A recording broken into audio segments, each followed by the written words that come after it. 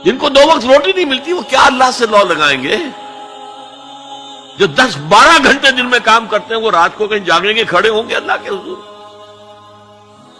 شاہ صاحب کہتے ہیں کہ یہ جو طبقہ پیدا ہوتا ہے غرباء کا، یہ انسانوں کی شکل میں حیوان بن جاتے ہیں، لدو اونٹ، بار برداری کے جانور، کولو کے بیل، وہ انسان نہیں رہتے۔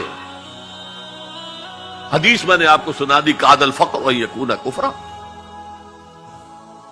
تو اس انقلاب کو برپا کرنے کے لیے، اور یہ میں آپ سے عرض کر دوں، تاریخ انسانی کا عظیم ترین انقلاب وہ ہے جو محمد نے برپا کیا صلی اللہ علیہ وسلم، اور یہ میری بات نہیں ہے۔ ڈاکٹر ایم این رائے، ممبر کمیونسٹ انٹرنیشنل، ہندو اور کمیونزم کی سب سے اونچی باڈی کا رکن، 1920 میں بولشوک ریولوشن کے 3 سال بعد 1917 میں انقلاب آیا تھا، ایک لیکچر دیا ہے لاہور میں، بریڈلا ہال میں، دی ہسٹوریکل رول آف اسلام، اور اس نے کہا عظیم ترین انقلاب وہ تھا تاریخ انسانی کا جو محمد نے برپا کیا، because he was a revolutionary, he knew what a revolution means. کہا عظیم ترین انقلاب وہ ہے جو محمد نے برپا کیا۔ یہ 1920 کی بات ہے، اور میں جب پچھلی مرتبہ آیا تھا 1991 میں تو معلوم ہوا تھا کہ یہ جو بمبئی کہتے تھے، ممبئی اب آپ کہتے ہیں، اس کا کوئی پبلشر اس کتاب کو شائع کرتا ہے، ہسٹوریکل رول آف اسلام۔ اچھا، یہ تو ہوا 20ویں صدی کے شروع سے 20واں سال، اس کے اختتام سے 20 سال پہلے کتاب لکھی گئی دی 100، یہ ہندوستان کا ہے مین رائے، اور وہ مینہٹن کا رہنے والا ڈاکٹر مائیکل ہارٹ۔ اور دی 100 کیا ہے کتاب؟ A selection and gradation of the most influential personalities of human history. 100 آدمی چن لیے تاریخ انسانی کے عظیم ترین، جنہوں نے تاریخ کے دھارے کے رخ کو موڑا ہے۔ عام آدمی تو تاریخ کے رخ کے اندر بہہ جاتے ہیں، جو رخ ہے چلو تم ادھر کو ہوا ہو جدھر کی۔ کچھ لوگ ایسے بھی دنیا میں پیدا ہوئے ہیں جنہوں نے تاریخ کے دھارے کے رخ کو تھوڑا موڑا ہے۔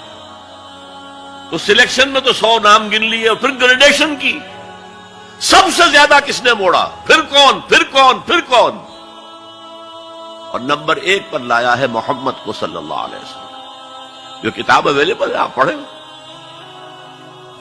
اور بڑے خوبصورت الفاظ اس کے ہیں۔ Naturally I O an explanation, میں عیسائی ہوں، حضرت مسیح کو نمبر 3 پر لے گیا ہوں اور محمد کو نمبر 1 پر رکھ رہا ہوں، تو یقیناً مجھے کوئی نہ کوئی اس کی ایکسپلینیشن دینی ہوگی، کوئی توجیہ کرنی ہوگی۔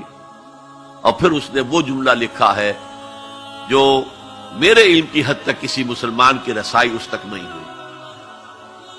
This is because he was the only person who was supremely successful on both the religious and secular fields.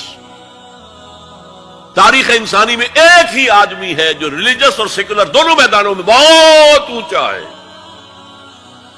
باقی سارے کیا ہیں؟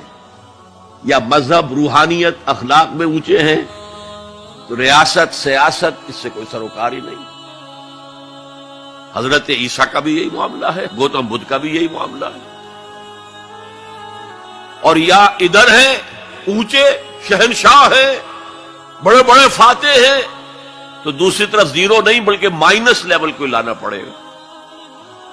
ایک ہی شخص ہے، وہ کہتا ہے ایک، دی اونلی، اسی لیے میں نے 3 دفعہ دہرایا ہے، the only person who was supremely successful at both the religious and secular planes۔ یہ ہے حضور کا انقلاب۔ برپا کس سے کیا؟ کتاب سے کیا۔